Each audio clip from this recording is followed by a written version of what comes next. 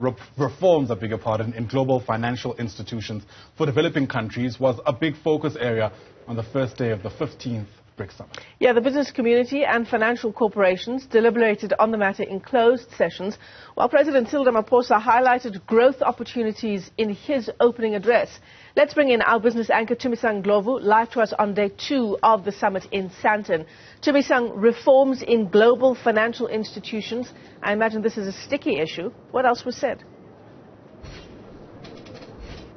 Good morning, Michelle. Quite a lot came out of day 1 of proceedings at the 15th BRICS Summit. One of them, as you rightfully say, is those reforms that are needed within the global financial systems. This directly in the BRICS bloc case speaks to how the financial system can be made easier for trade transactions as well as investments. Some of those investments, so we heard commitments from the likes of China as well as India, directly to South Africa, and that has been widely welcomed, as we heard from the BRICS member state presidents yesterday, later towards the day, but it was a positive sentiment that was shared in terms of the deliberations they've had and what they've agreed upon, where each member state is pitching in, essentially. South Africa seemingly being the biggest gainer here, as we heard from President Cyril Ramaphosa. Take a listen to that.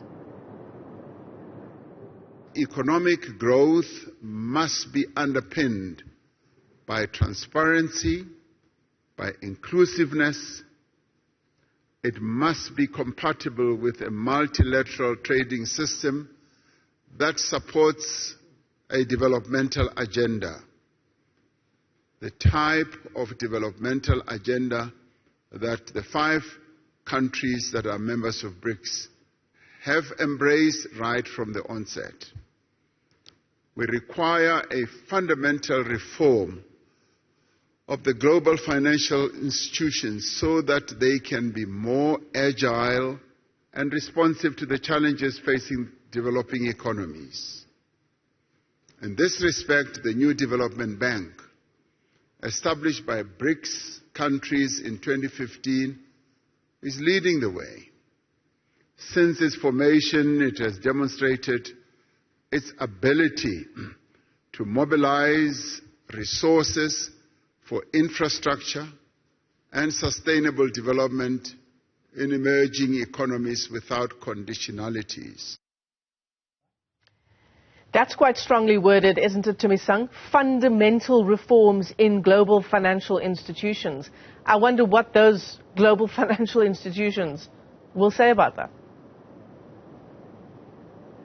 Absolutely, Michelle. Like I indicated, it's been positive as a sentiment with the outcomes so far of what has been discussed by global leaders and those who are participating as representatives of BRICS member countries. We heard from Standard Bank CEO Sim Shabalala echoing the statements of President Cyril Ramaphosa that reforms are needed within the financial landscape of emerging markets to create that ease in funding. And the role of the BRICS New Development Bank comes in quite strongly here in that there is a counter of what is essentially the entities that are the likes of the IMF and the World Bank in offering funding. If the BRICS bloc can successfully sustain funding within the New Development Bank, it makes it far easier in terms of strengthening and also protecting the BRICS bloc currency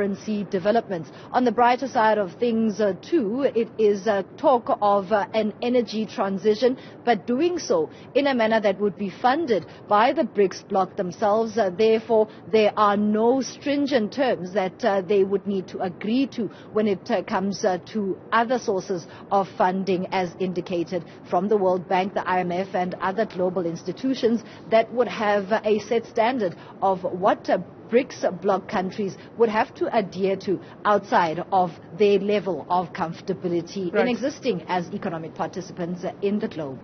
So, Tumisang, the sun yet to come up on day 2 of the summit there in Sandton.